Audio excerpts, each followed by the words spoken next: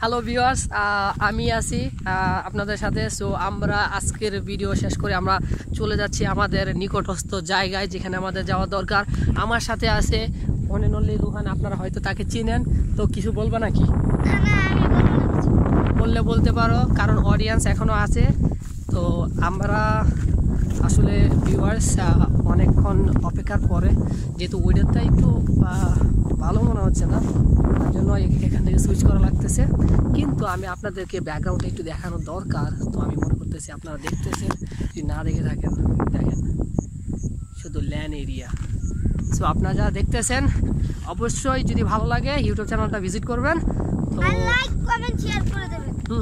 Like comment কেমন জানি করে লাইক নাকি? হ্যাঁ, কমেন্ট, লাইক কমেন্ট শেয়ার করে দেবেন। আচ্ছা আচ্ছা, ঠিক আছে। তো আপনারা শুনে রাখলেন।